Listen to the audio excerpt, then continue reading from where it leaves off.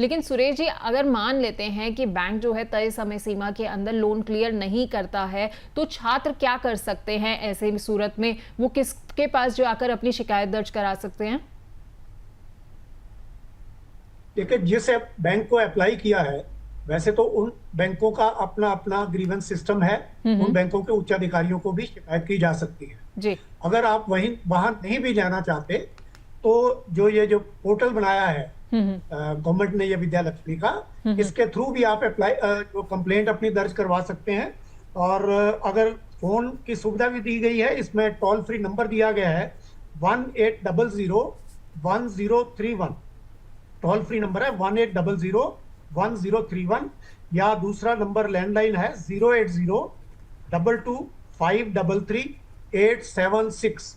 इन नंबरों पे अपनी शिकायत दर्ज करवाई जा सकती है कि हमारा लोन एप्लीकेशन 15 दिन से ऊपर हो गया और बैंक इसका निपटारा नहीं कर रहे हैं।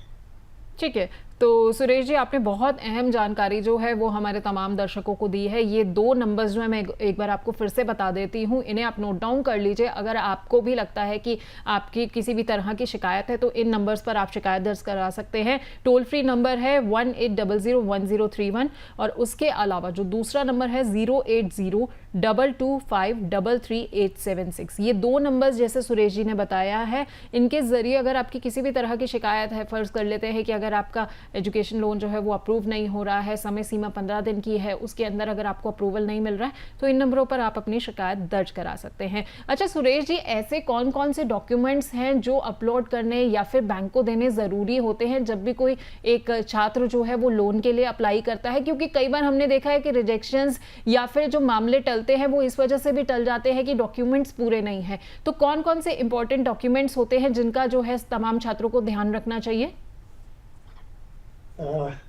इसमें देखिए, आपने पहले मैंने जो बताया है कि एप्लीकेशन फॉर्म तो कॉमन सिस्टम पे अपलोड हो जाएगा जी। उसके अलावा जब बैंकों को डॉक्यूमेंट्स जो देने हैं, उसमें अपना फोटोग्राफ, स्टूडेंट का आधार कार्ड, पैन कार्ड, उसके पेरेंट्स का आधार कार्ड, पैन कार्ड, इनकम का प्रूफ देने की डायरेक्ट, अगर आपकी डोमेस्टिक एजुकेशन है उसके लिए इनकम का प्रूफ देने की आवश्यकता नहीं है। लेकिन अगर अब्रॉड की स्टडीज है उसके लिए आपको इनकम टैक्स का प्रूफ देने की जरूरत है।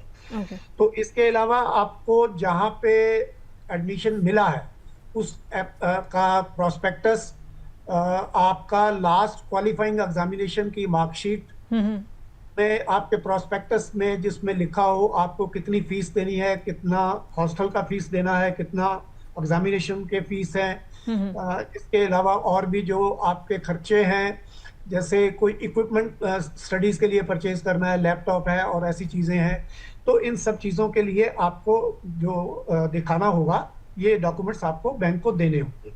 इसके अलावा अगर फिर भी कोई और डॉक्यूमेंट बैंक मांगता है तो वो इमीडिएटली दे देने चाहिए। और एक बात का ध्यान रखें, ये जो 15 दिन का समय शुरू होता है, ये आपके पूरे डॉक्यूमेंट्स बैंक को देने के बाद शुरू होता है। अगर डॉक्यूमेंट्स देने में आप देरी करेंगे, 15 दिन आप ही लगा देंगे, तो वो जो है 15 दिन में काउंट नहीं।